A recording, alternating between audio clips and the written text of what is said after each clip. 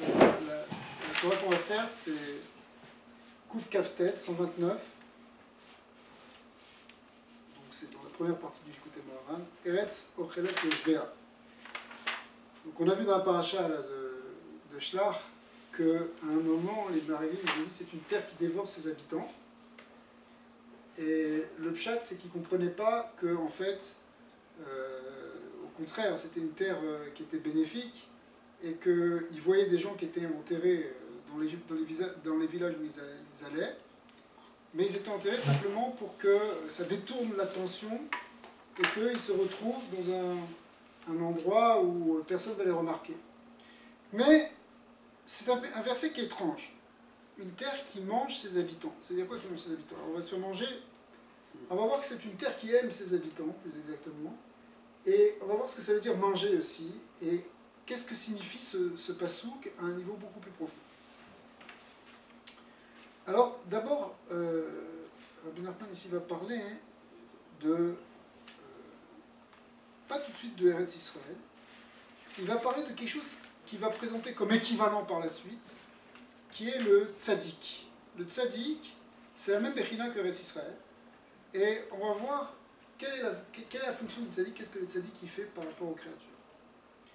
Mais, chez Mekorav la tzaddik, av she'eno mekabel mimeno klal, lorsqu'on est proche du tzaddik, même si on ne reçoit pas de lui, c'est-à-dire, tu vois pas, enfin je veux dire, tu n'écoutes pas ses cours, il n'est pas en train de te parler à toi, même si tu ne comprends pas ce qu'il dit à la limite. D'accord? Une fois, tu es à côté d'un tzaddik qui parle en yiddish, tu ne sais pas ce qu'il dit. Okay? Mais tu es à côté de lui, tu restes avec lui, tu pries avec lui. Ou Gamken Tov Meod. C'est aussi très bien. Pourquoi aussi? Parce que, évidemment, c'est mieux si tu comprends ce qu'il te dit et que tu es dans une communication directe avec lui. Mais même ça, le seul fait d'être avec lui, c'est déjà très bien. Ve'emuna levada, et même la seule emuna, même si tu comprends encore rien à ce qu'il dit, mais simplement, Shema Amin Be'at Tzadik, que tu as l'emuna le Tzadik, Mo'il le avodat Hashem Itbarach, eh bien ça sert dans la avoda. Ça va te donner des forces extraordinaires dans la avodat Hashem, même si, a priori, tu n'as encore rien reçu de lui. Qui teva achila. Pourquoi? Parce que, alors maintenant il va passer dans un autre registre. Il va expliquer comment ça fonctionne le principe d'alimentation. Vous allez me dire, mais quel rapport avec le tzaddik? On va voir, on va y arriver tout de suite. Et après on reviendra sur le Eretz Israël. On va passer maintenant dans qu'est-ce que ça signifie manger. Qui teva achila chez Amazon nitaper lanizol. C'est quoi le principe de la achila? C'est que la nourriture devient maintenant partie intégrante de celui qui a consommé cette nourriture. Ça devient maintenant, il y avait la nourriture et il y a celui qui a mangé, et bien la nourriture fait partie maintenant, elle est devenue, elle a changé d'identité, elle est devenue une partie de celui qui a mangé. Kegon, Keshacha yochelet someach, quand par exemple un animal mange un végétal, Kegon asavim par exemple des herbes, une vache qui mange des herbes, Nita prima asavim lechai. Alors les herbes qui étaient de l'ordre du végétal, elles deviennent maintenant de l'ordre de l'animal. Elles sont intégrées dans les cellules de l'animal, elles sont intégrées même dans les protéines de l'animal. C'est-à-dire que la personne qui consomme, elle transforme. Parce qu'un animal mange aussi. L'animal, il mange. L'animal, il mange du végétal. Ce qui était végétal est passé maintenant dans le règne de l'animal. Keshinir Tnasin Betor Meaya, lorsque ça va rentrer dans ses entrailles. Vechen Michael et Medaber, même chose lorsqu'un homme mange un animal. Kesha Medaber, Ochel Achan, Nitaper Achai le Medaber. Donc, l'animal devient maintenant de l'humain. ולכל מקום שנכנס לשם המזון, שנתחלק לאיברים, נתאפר למהות האיברים ממש שניתנם לשם. Et ça, on peut le regarder même aussi quand on rentre dans les détails des membres qui vont être nourris par telle ou telle nourriture. Donc ça veut dire si il y a une partie qui est rentrée, qui est gone, achelek, chez Amazon, niknas le noir, il y a une partie de ce que tu as mangé qui va être dirigée, si vous voulez, au niveau des nutriments vers le cerveau, alors ça va devenir c'est pas simplement que ça va devenir de l'humain, ça va devenir une partie du cerveau humain. Ton cerveau, il se nourrit aussi. Il faut que tu le nourrisses. Nitaper le moar vers Nitnas l'élève, ce qui rentre pour le cœur. Nitaper l'élève, ça devient aussi une partie du cœur. Pichen Eshav Evarim. Ok. Pour l'instant, c'est facile à comprendre. C'est facile à comprendre et c'est pas si facile à admettre. Alors pourquoi? Parce que ça n'a pas l'air aussi clair que ça. Parce que est-ce que c'est une entité en soi, un morceau d'herbe? C'est rien de l'herbe. Mais tu es dans On parle de quelque chose qui est plus profond dans l'herbe. Non. On parle d'une nitsotz d'herbe, on parle de quoi? Pour l'instant, on ne montre pas dans cette distinction entre le nitsutsot et le côté gashmi des choses. Hein. Parce qu'on dirait qu'on nitsut... ne peut pas la transformer, cette herbe-là ne va pas s'élever en reine ou en médaber. Disons qu'on ne va pas parler des nitsutsot maintenant. Parce que les nitsutsot de Gdusha qui sont dans les aliments, a priori, elles sont là pour nourrir la neshama. Maintenant, même à un niveau biologique, biochimique, quand tu manges, cette nourriture, elle va d'abord, premièrement, être en quelque sorte détruite. Elle va être digérée, elle va être décomposée. Et puis, après, elle va être recomposée. C'est une manière un peu schématique de voir les choses. Mais à peu près, c'est ça. Les sucres, les graisses, les protéines, elles sont retraitées, recombinées, sont décomposées et recombinées, plus ou moins, ça dépend du type d'aliment, mais elles vont être recomposées pour... Une partie va être éjectée et une partie va entrer dans ton corps, va faire maintenant, si vous voulez, les atomes que tu as mangés, ils font partie maintenant de ton corps à toi. Donc, ce qui était du végétal que tu as composé, que tu as consommé, ou de l'animal éventuellement, ça devient maintenant partie d'un corps humain. Donc, c'est devenu de l'humain, alors qu'avant c'était du végétal. Si tu prends une vache, au départ c'était un petit veau qui a grandi, mais comment il a grandi? Il a grandi en mangeant de l'herbe. Donc cette herbe-là, elle a été recyclée sous forme d'animal. D'accord? Je vais te donner un exemple, je ne sais pas si ça va casser. Tu prends de l'essence, tu le mets dans un moteur. L'essence ne se transforme pas en moteur. Pourtant, l'essence fait avancer le moteur. Oui, mais ça, ce serait vrai si ton corps ne faisait que consommer de l'énergie pour pouvoir bouger. Mais ce n'est pas le cas avec la nourriture. Avec la nourriture, ce n'est pas simplement de l'énergie, c'est aussi de la matière. Tu sais que tes cellules, elles se détruisent en permanence. Et il y en a d'autres qui se recréent en permanence. Et ça, c'est tout ce qu'il y a dans le corps. Tout ce qui est dans notre corps aujourd'hui, en réalité, ça n'y était pas il y a quelques années. C'est quelque chose de nouveau. C'est des choses, c'est des cellules qui meurent, qui renaissent, qui meurent et qui renaissent, et qu'il faut nourrir pour qu'elles se reconstruisent. Ah, les cellules se régénèrent, elles se régénèrent, elles se dégénèrent, elles se régénèrent. Wow. Et tout ce qui concerne en réalité tout le corps, il doit être nourri pas simplement pour trouver une énergie pour se mouvoir, mais aussi pour se développer. Comment un enfant grandit? S'il grandit, c'est pas qu'une question d'énergie, il grandit parce que ses os grandissent, donc ses muscles grandissent. Mais c'est vrai aussi même pour un adulte. Même pour un adulte, si on ne mangeait pas, c'est pas simplement qu'on ne pourrait pas bouger, c'est qu'on maigrirait. C'est ce qu'on voit. Quelqu'un qui a complètement mangé, il perd de sa masse corporelle. Donc en réalité, hein, ce que tu manges est intégré pour en partie, dans justement justement dans ton corps.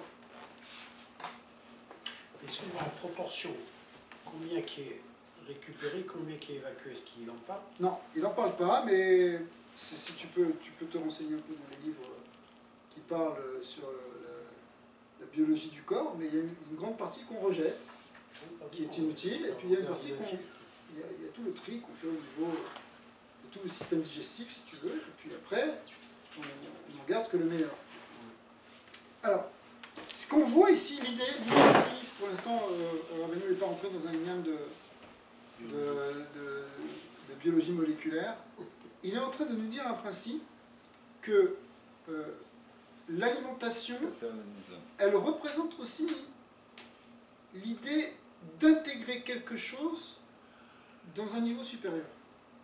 Parce que ce qui était végétal est passé au niveau de l'animal. Donc, en fin de compte, il a eu une alia, une montée. Quand l'animal il passe au niveau de l'humain, il y a encore aussi une montée. C'est-à-dire que la achila, elle est vue ici comme une intégration dans quelque chose de supérieur. C'est pas simplement que tu manges, tu as faim, tu as besoin de te nourrir, c'est en réalité tu vas intégrer dans les choses supérieures. Alors maintenant, vous allez voir, on va un peu mieux comprendre cette histoire de la terre, et après on verra que c'est la même chose pour le tzaddik. Vezeu eretz ochelet yoshvea, cette terre qui mange ses habitants, qui eretz ou bechinat emuna. La terre, c'est la emuna. Qui Moshe Katuv, Shichon eretz ou emuna, réside sur terre et fait paître la emuna. Vezeu ochelet yoshvea, qui keshenichnas laaretz, parce que lorsqu'on rentre sur la terre, chez bechinat emuna, nechal etzla, on est mangé chez elle, on est mangé par elle, aïnou shenitaper les maouta, c'est-à-dire que nous, on se transforme, on devient de la terre d'Israël ici, et c'est quoi cette terre d'Israël? C'est de la Emouna, donc notre être entier, il va se transmuter, il va passer dans un degré où il va devenir Emouna.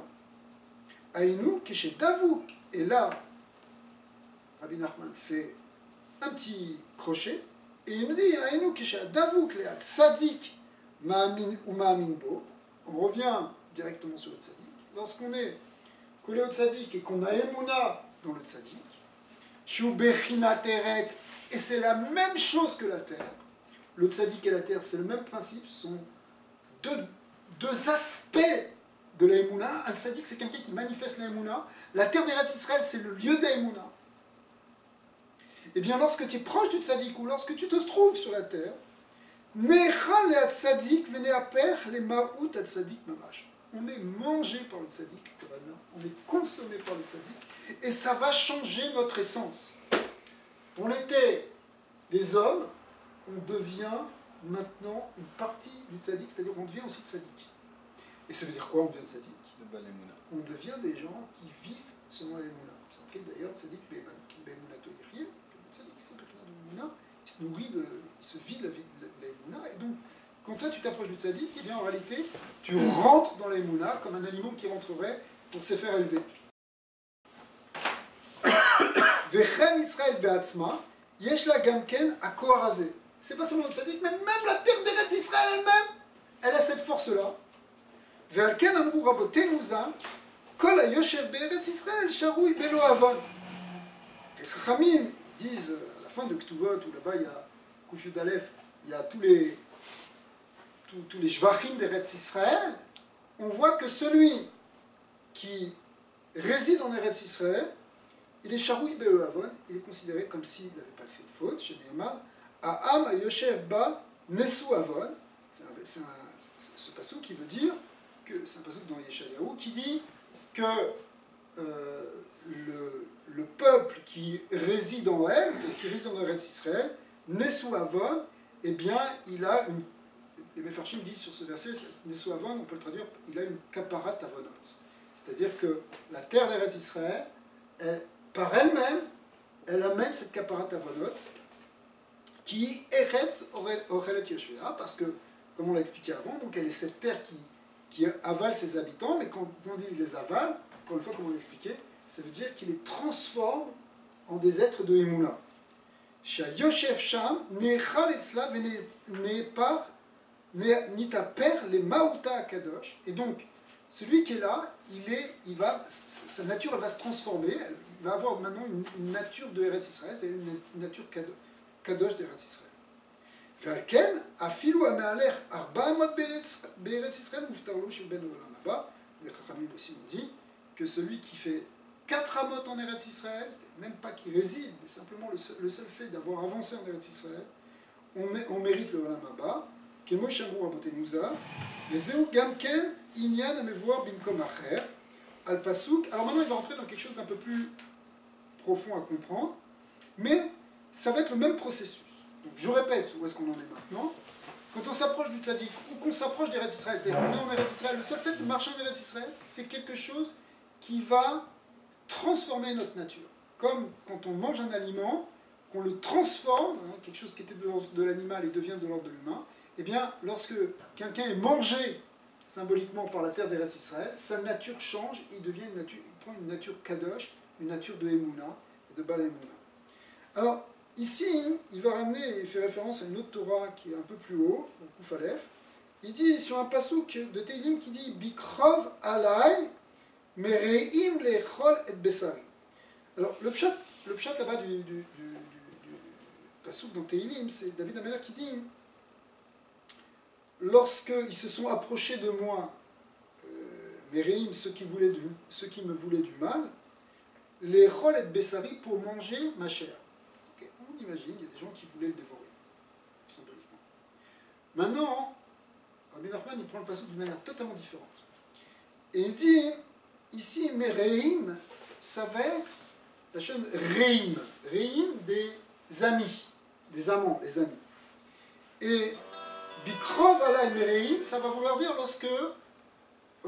lorsque ses amis se rapprochent. Alors, on va voir de quels amis on parle.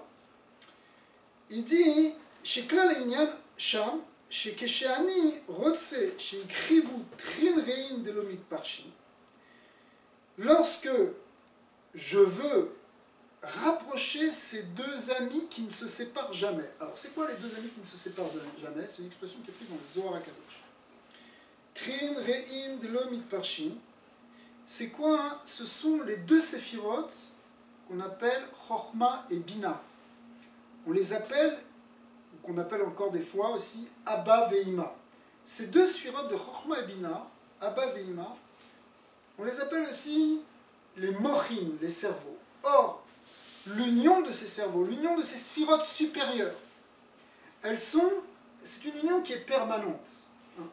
L'union des sphirotes inférieures, dans les niveaux inférieurs des sphirotes, des fois elles sont unies, des fois elles ne sont pas réunies. Notre travail, nous, c'est de les réunir. Mais les sphirotes supérieures, elles s'appellent Treve'in Delo Mitpashin Minda. Ce sont deux amants qui ne se sépareraient jamais. Des fois, il y a des amants, ils ne se séparent pas. Eh bien, voilà, Chorma Bina. Je vais bien les montrer. Alors regardez bien ce que ça veut dire, parce que ici, ce qui est intéressant dans ce passouk, c'est que c'est marqué encore le terme de achila, l'alimentation, les chol et bessar. Alors il dit comme ça, lorsque moi je veux me rapprocher de ces deux amants qui ne se séparent jamais, ça veut dire je veux me rapprocher de ces sphirotes, je veux me rapprocher de ces niveaux de mouchim, de ces niveaux spirituels. Okay? Je veux m'élever spirituellement. Oui. Anit sarir les chol et bessari. Écoutez comment il prend, il dit j'ai besoin de manger ma chair. C'est-à-dire quoi manger ma chair? Aïnou le'achnia achomer. Je dois soumettre le côté matériel. Ce qu'on appelle aussi itkafia. Il faut soumettre le côté matériel. Si je veux m'élever spirituellement, c'est difficile, comme on l'a vu la semaine dernière, très difficile de s'élever spirituellement quand on est complètement pris dans la gashmiut. D'accord? Si on est complètement pris dans la ta'ava, on n'a pas de mochim. On ne peut pas connecter avec ces niveaux intellectuels supérieurs. Vous me suivez? En revanche, si je veux m'élever vers cette dimension spirituelle, il faut qu'à un moment, je mange quelque chose de ma chair. Ça veut dire quoi? Ça veut dire que je soumette un petit peu cette matière. Casse ma... Si tu veux, ça veut dire qu'il faut que quelque part je consomme. Par exemple, tu as envie de manger, tu ne manges pas. Et au lieu de ça, tu vas étudier. Qu'est-ce que tu fais pendant ce temps? C'est comme si, alors ton corps va se nourrir de ses réserves. Il va commencer à consommer ses réserves. Il va commencer à fondre un peu ses réserves. Tu vois? Il va dévorer sa propre chair. Alors, évidemment, il ne faut pas aller jusqu'à des extrêmes. C'est pas de ça qu'on parle. Mais, à ce moment-là, toi, par exemple, c'est marqué... On parle de l'achila, mamash. Là, l'achila mamash. Mais c'est l'avdavka l'achila. Mais par exemple, un exemple qui existe... La Gemara, elle donne le zman, le temps de manger le repas du matin. Alors, suivant que tu es un ouvrier, ou que tu es suivant ton travail, si tu es un manuel ou tu es... Voilà, tu vas manger à une heure différente. Un ouvrier, il faudra qu'il mange tôt pour avoir des forces physiques pour travailler dans le front. Maintenant, un Talmid Chacham, c'est à quelle heure qu'il prend son petit déjeuner? C'est à midi, à Chatzot. Pourquoi il prend à Chatzot? Après la tefila. Alors, après la tefila, premièrement, mais la tefila, a priori, il la fait plutôt le matin, mais ça veut dire qu'après ça, il va aller étudier avant de manger. Pourquoi il va étudier avant de manger? En réalité, il aurait pu manger et étudier. C'est pas qu'il va perdre du temps. Hein, parce que un Talmid Chacham, sa fonction, c'est d'étudier toute la journée. Donc il aurait pu manger après la tefila, et après elle a étudié. Or, la Gemara, elle te dit non, il va attendre midi pour manger. Nous, à l'arritement, c'est de nos jours, il faut demander à la question de savoir qu'est-ce qu'on doit faire. Mais le modèle, il est là-dessus. Le Baal HaTanya, il explique, c'est marqué dans le Tanya, que pourquoi est-ce qu'on retarde, pourquoi il retarde ça? Parce qu'en faisant ça, il va casser quelque part une partie de sa ta'ava. Bien sûr, il aurait pu étudier autant, puisque s'il avait mangé, il aurait étudié après, ou qu'il étudie ou qu'il mange, peu importe l'ordre. Mais le fait qu'il mange après avoir étudié, ça veut dire que pendant un moment, il aurait étudié, quelque part en puisant, comme, si on reprend la chaîne ici, en consommant quelque chose de sa chair, symboliquement. Et même physiquement. En réalité, c'est ce qu'on appelle une kafia. Grâce à ça, il va casser quelque chose de son Yetzer Hara. Alors évidemment que s'il se sent mal et qu'il a besoin de force pour étudier ou qu'il n'arrive pas à étudier parce que la lacha sera qu'il mange, mais si il est en forme et qu'il peut étudier avec force, eh bien, il y a une idée de retarder son repas, son petit déjeuner, même sinon on peut le retarder de 5 minutes. On a gagné quelque chose de café. Une fois le rabbi il a dit sur quelqu'un qui mettait Rabbenoutam, et il a demandé est-ce qu'il doit garder pour étudier Rabbenoutam. Il a dit tant que tu gardes encore 5 minutes les tefilines et que tu repousses de 5 minutes ton repas, tu as fait une kafia, tu as repoussé, et le fait que tu as repoussé, eh bien, tu as vaincu quelque chose des forces négatives qui sont en toi, et tu fais un grand tikkun. Donc ici aussi la même chose, pour accéder à ce qu'on appelle ces mochim, accéder à cette dimension spirituelle supérieure, qui est, si vous voulez, il y a le corps et il y a l'esprit. Hein, pour dire très, très simplement. Le corps c'est le gouffre, l'esprit c'est ce qu'on appelle ici les mochim. Alors, pour y accéder à cette dimension de mochim, il faut quelque part dépasser le corps. Et c'est ça ici ce que disait David Ameller. Ils viennent pour manger ma chair, en vérité, les chol daika. C'est-à-dire manger réellement, c'est comme si c'est l'âme, c'est l'esprit ou l'âme qui vient et qui mange quelque chose de la chair. De même que le tzaddik, il mangeait quelque chose de l'homme, symboliquement, au sens où il le rapproche dans quelque chose de supérieur. Ici aussi, le fait que maintenant tu veux te rapprocher du spirituel et tu vas te mettre à méditer, tu vas te mettre à étudier, eh bien quelque part tu manges quelque chose de ton gouffre. Et ça c'est Mitkarev Elai. C'est une élévation. Alors ça c'est quand je veux, ici la dracha c'est lorsque je veux me bikrov alay merim, lorsque je veux me rapprocher de ces mochim, de ces reim, des notes mitparchim, que je veux me rapprocher, quand je veux m'élever dans cette chose-là, c'est un conseil. Il faut que mon corps il se fasse manger par eux en quelque sorte. T'imagines, tu vois l'idée? En vérité. Oui. Ok, mais là, est-ce qu'on parle le fait de ne pas manger? Quand tu manges pas, en réalité... Ça permet cette élévation de se rapprocher de Chokmah. Symboliquement, ici, c'est comme... Ou c'est autre chose? On ne dit pas qu'il faut jeûner tout ça, on ne parle pas de ça. Non, on ne dit pas de jeûner. Mais c'est l'idée de retarder ou d'avoir un contrôle ou d'avoir un... C'est comme si c'était l'âme qui est en train de consommer le corps. Mais alors, dans ce cas-là, c'est-à-dire il faut diminuer le chomer. Concrètement, ça veut dire, les rôles et bessari, ça veut dire, oui, quelque part, oui. Ouais. Des fois, la kafia, c'est de manger, pour certains. Oui, pour certains, mais comme... Pour savoir que c'est pas défini d'Afka à ne pas manger. Évidemment, tu as raison de le souligner, c'est-à-dire que ça dépend de chacun. Chacun a une avoda à faire, attention. Mais là, on est en train de dessiner un processus général de ce que ça représente l'alimentation. Quand tu manges, quand il y a dans les là, c'est toujours un supérieur qui mange quelque chose d'inférieur. L'animal qui mange le végétal. Et le végétal passe au niveau de l'animal. L'humain qui mange l'animal passe au niveau de l'humain. Maintenant, la neshama, ou la terre, ou le tzaddik, qui mange l'humain symboliquement, attention, il faut être ouvert ici dans ce qu'on est en train de dire. Ça veut dire que c'est une élévation maintenant de l'humain, du corps humain, si vous voulez, elle est élevée vers la Kedusha et vers la Emouna. Alors c'est sûr que contrairement, il y a des gens, il faut au contraire qu'ils se forcent de manger. Il y a toutes sortes de avodot qui sont différentes selon chacun, hein, ça c'est certain. Et ça demande une chorma de savoir, parce que de nos jours, par exemple, c'est pas une avoda de jeûner, on n'est pas dans ça. Et en même temps, il y a aussi une avoda quand même travailler sur la manière dont on mange, c'est évident. Et c'est difficile, parce que puis il y a des gens qui ont une nature avec plus de tava, moins de tava, comme on a vu la semaine dernière.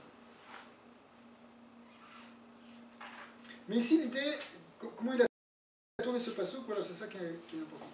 Donc, d'accord, ça veut dire chez Nitaper les Maouta, donc ça va maintenant se transformer en Neshama, en quelque sorte, en effet, je vais zéou, Ichlou Reim, c'est ça ce qu'on disait, Ichlou Reim, Aïnou Trin Reim, Delomit Parchin, c'est-à-dire ces deux amants qui ne se séparent pas, c'est-à-dire Chokma Obina, Shem Amochim Kedoshim, qu'on appelle les saints Mochim, chez Tzrichim, chez Amoar, Ve'ada'at Kadosh.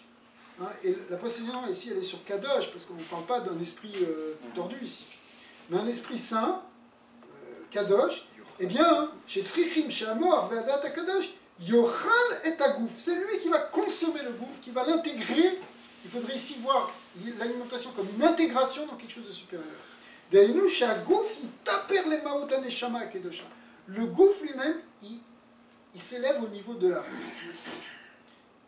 Shiou Amoar Ve'adat, qui correspond au Moar et Adat, qui est mouvant Bimkom Acher, dans une autre Torah, dans la Torah Lamed E, là-bas, Rabbi Nachman ramène dans plusieurs paragraphes qu'il y a une identité entre le Da'at et la Neshama. La Neshama et le Sechel sont liés. Alors après, il faut rentrer dans les détails, mais c'est la même chose. C'est le plan spirituel. Chez Zéou Bechinat Achila, et c'est ça les liens de Achila ici. Donc l'Achila, c'est plus maintenant du tout l'idée de manger au sens simple du terme, c'est quelque chose au contraire, l'idée d'intégrer pour élever. Chez Amazon, Nitaper la Nizon, c'est quoi la définition d'Achila ici? C'est que la nourriture devient partie intégrante, se transforme en celui qui l'a consommé. Vezéou Shechon Eretz Ure Muna. Maintenant, on reprend ce passou. Réside sur terre et fait paître la Emouna, mais regardez comment il traduit ici. Aïnou Sheatatiye Roé ou Mezin et Emouna. C'est toi qui vas nourrir la Emouna, puisque la Emouna va se nourrir de toi. Ça va rentrer maintenant dans Eretz Israël qui est Mekina de Emouna. C'est comme si ta nature, elle devient une partie de la Emouna. C'est pas simplement que tu as fait rentrer la Emouna en toi, parce qu'en général, on voit justement les Mochim qui descendent, mais ici c'est le contraire. C'est toi qui es devenu une partie de la Emouna. C'est toi qui as nourri cette Emouna. C'est toi qui as... C'est ça, au Ré Emouna, tu vas faire pète la Emouna, c'est-à-dire que tu vas nourrir la Emouna. Aïnou Chetien Nechal la Emouna. C'est toi qui vas être consommé par la Emouna. Nifla. Bechinat Amazon, Shenitaper la Nizon, et ça reprend cette idée-là de la nourriture qui est transformée en celui qui la consomme. Ah, alors, ça veut dire quoi, toi, tu vas nourrir la Emouna? Ça veut dire que ta nature, maintenant, ça va être une nature de Emouna. Tu vas vivre à le pied Emouna, tu ne vas plus être limité. C'est pour ça que dans les Hetzot de Rabbi Nathan, qui sont basés sur cette Torah, il dit que là-bas, tout ton Yetzerara, quand tu vas rentrer dans cette Emouna-là, ça va casser tout ton Yetzerara de Kaas, ton Yetzerara de Gvedut, de Hatzlut, de Hatzvut, tous ces Yetzerara qui t'empêchent d'avancer. En réalité, c'est un chisaron de Emouna à la base. Et lorsque tu rentres et que ta nature se transforme en un morceau d'Emouna, alors tu vas te retrouver avec cette légèreté de pouvoir agir sans arrêt et de courir pour faire des mitzvot. C'est ça le but.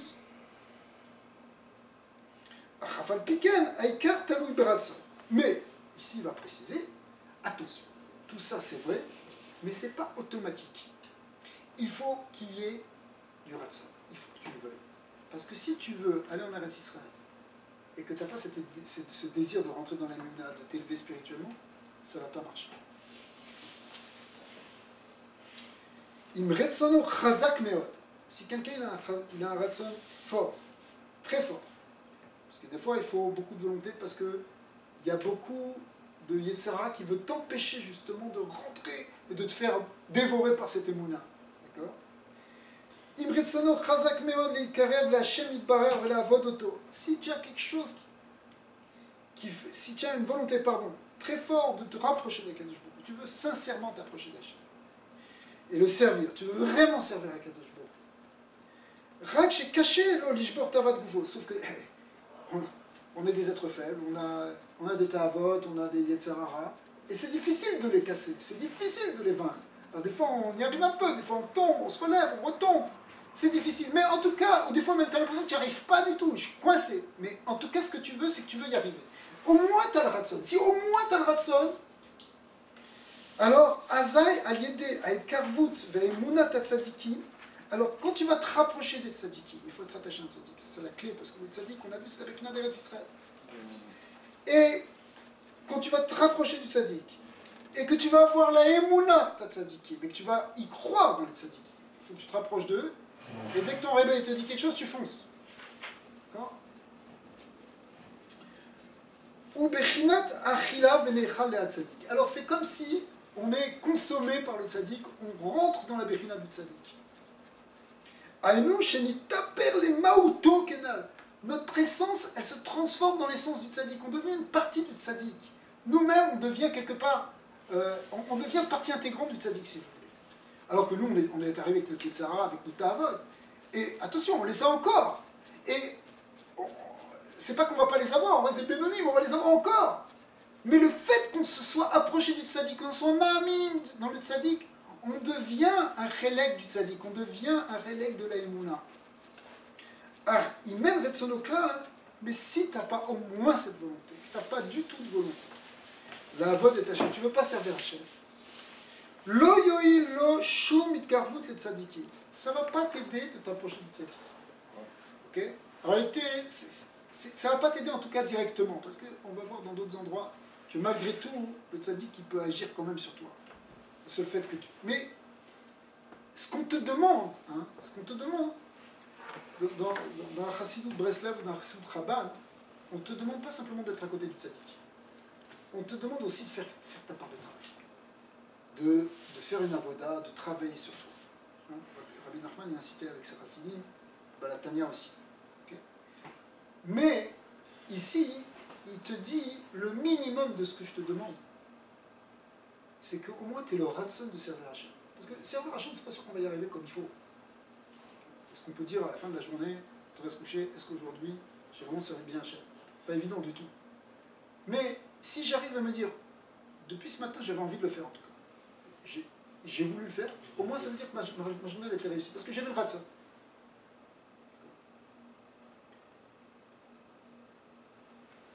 Donc, Arimel le retsono klal la avod et Hachem lo yil lo shum ikavot la tzadik veu bechinat mazon sheino n'est pas la nizon. Alors ça représente justement cette partie de la nourriture, ou cette nourriture qui n'est pas intégrée dans celui qui l'a consommée. Kegon, imochel achila shen ateva sovetolot. Alors l'exemple qu'il va te donner, tu manges quelque chose que tu ne supportes pas. Les choses, des aliments, tu ne peux pas les supporter. Qu'est-ce qui se passe? Tu vas les rejeter. D'accord? Az enom itakel ve'enom itaper la nizon. À ce moment-là, ils sont pas digérés et ils ne se transforment pas en celui qui l'a consommé. Rak agouf mekioto. Au contraire, le corps risque de vomir cet aliment. Kenu bechinat zu mamash qui enon echal klal le tzadik, parce que à ce moment-là, on n'est pas du tout consommé par le tzadik. Av chez Mikor Aveso, même si au départ on est proche de lui. Qui a tzadik eno yachol lisuvlo mekioto, parce que le tzadik à ce moment-là il va quelque part le vomir. Veu bechinat akatouf be'eretz Israël, ka'asher ka'a et agoy, lorsque c'est marqué là-bas qu'elle va vomir le peuple, la terre d'Eretz Israël, elle n'est pas simplement celle qui consomme, mais elle peut être aussi celle qui vomit. Veinu she'ena yechola lisbol les sovlo liot ne'echal etzla shenitaper les maot. Elle n'est pas capable en réalité, elle ne peut pas supporter et du coup elle va la rejeter. Rak imekia oto Hashem yatzilenu, que Dieu préserve, évidemment que Dieu préserve.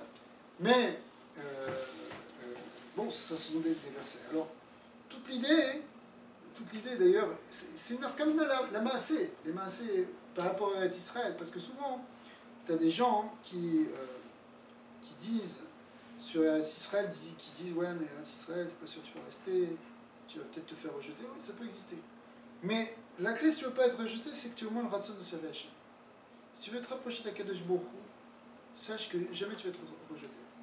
Et justement dans les Tzot, Rabbi Nachman explique que Rabbi Nathan il dit que les plus grands monim, les plus grandes choses qui peuvent t'empêcher d'approcher de cette bechina-là, de l'Emouna, cette bechina d'Eretz Israël, du tzaddik, c'est ceux qui parlent contre, comme les miraglim. C'est-à-dire que quand tous les gens là qui te font du Lachon Hara sur Eretz Israël, ou qui te font du Lachon Hara sur le Tzadik, c'est ça qui t'empêche en réalité, c'est ça qui amène la plus grande confusion. C'est pour ça que c'était si grave ce qui s'est passé avec les Meraglim, parce que le fait qu'ils ont parlé de mal sur la terre d'Eretz Israël, hein, la Divat Haaretz, ça a coupé court l'envie d'y aller. Et en quelque sorte, on a été rejetés avant même d'y aller, parce que d'ailleurs, ceux qui ont voulu y aller, ils se sont fait avoir. Donc finalement, il y a tout un processus de préparation pour aller en Israël. Tu ne peux pas aller en Israël comme si tu vas... Il y a un processus de préparation dans tout ce qu'on fait dans la Kedusha. Il faut se préparer. Surtout Israël. Et surtout Eretz Israël. Mais en réalité, toute la Torah qu'on fait en Galout, elle est là pour nous préparer à Eretz Israël. Depuis qu'on est parti en Galout, normalement, on n'a pas oublié Eretz Israël. Donc, il y a ce lien-là. Alors évidemment, on est peut-être prêt, on n'est peut-être pas prêt, ou peut-être des fois on a autre chose à faire. Des fois, on doit être... on a une mission à faire ailleurs, on a quelque chose, une mitzvah à faire en Kosaretz, c'est pour ça qu'il y a des juifs qui doivent être en Kosaretz, mais l'idée c'est que il y a une ségoula dans la tête. La Gemara, donc tu vois ce qu'elle dit ce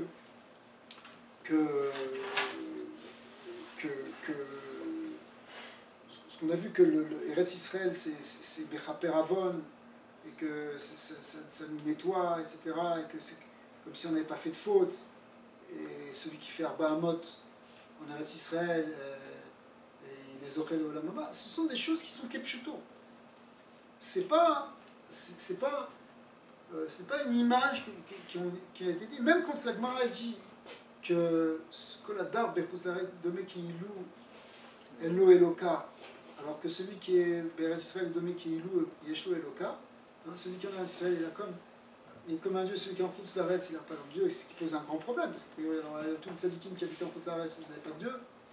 Alors il y a plusieurs explications qui ont été expliquées là-dessus. C'est que Domé Keilou, Oved Avodazara, en Koutz-Laretz, alors qu'en Eretz Israël, c'est comme s'il était servage.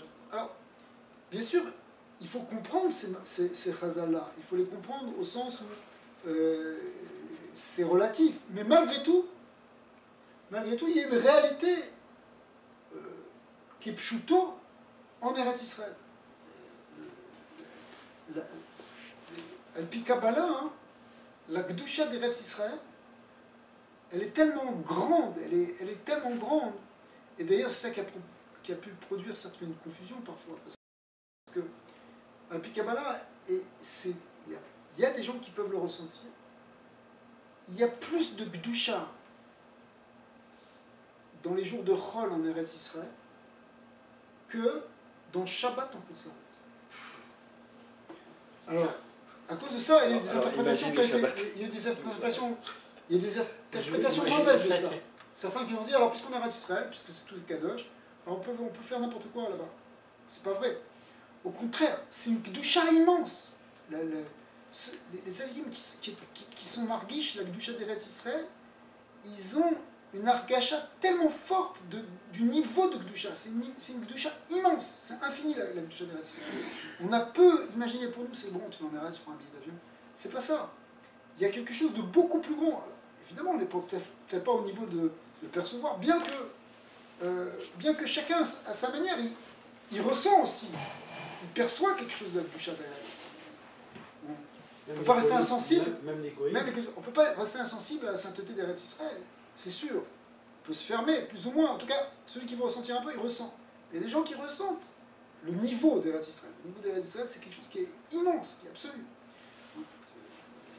Même Moshe Rabbeinu, il y a un Zohar HaKadosh incroyable dans Parashat Yitro, qui dit que Moshe Rabbeinu, et pourtant c'est le plus grand de tous les prophètes, il n'y a pas eu de névoie plus grande que celle de Moshe Rabbeinu, mais que la madriga qu'il a eue, c'est encore rien par rapport à la madriga qu'il aurait pu avoir en Eretz Israël.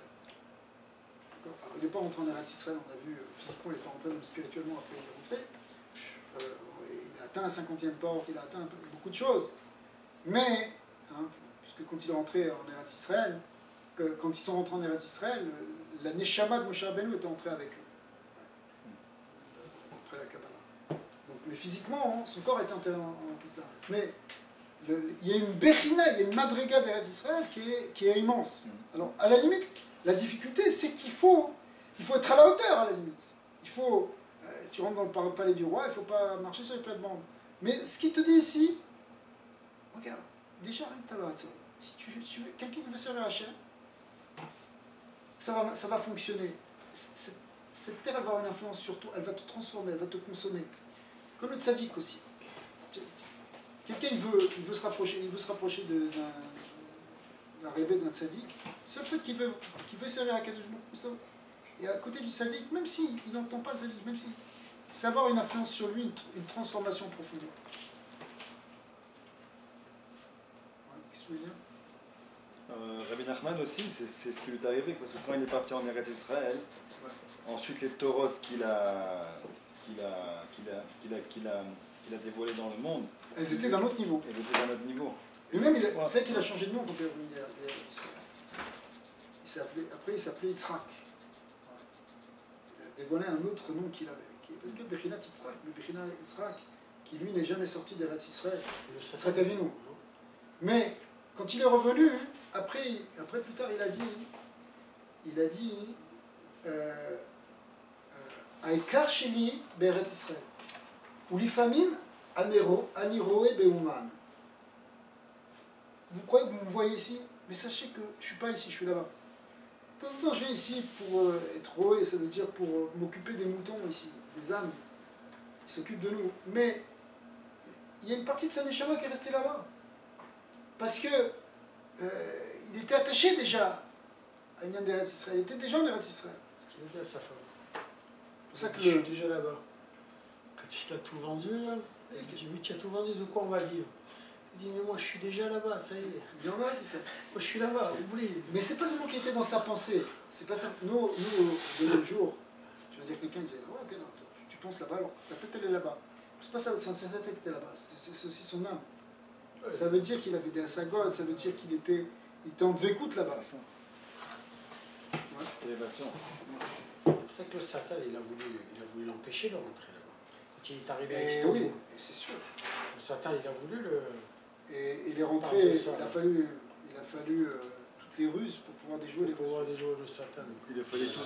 Le Baal Shem Tov n'a pas pu rentrer. Renouveler son ratson à chaque fois, il devait avoir un très très grand ratson pour pouvoir aller en Eretz Israël. Énorme, et il a failli mourir plusieurs fois. Et il ne s'est pas arrêté. Il a développé son ratson, il a renforcé son ratson, afin d'arriver là. Quand il est passé à Yavnia, il a dit ça, ce serait un bon endroit pour habiter. C'est un peu l'histoire du... C'est pour ça que le Rav Shik, il a fait les choux là-bas. À cause de cette phrase que Rabbi Nachman a dit. Quand il est passé devant Yavnia, il a dit à l'époque il n'y avait rien là-bas. C'est un village qui a été construit après. Donc il n'y avait rien. Mais il a dit ça, ce serait un bon endroit pour habiter. C'est un village qui a été construit en 1900 quelque chose. Mais après, Rav Shik, plus tard, une vingtaine d'années, trentaine d'années, il a dit, sur cette phrase de Rabbi Nachman, il a construit le Yeshuv Bach. Mais c'était le Icar, c'était en Eretz Israël.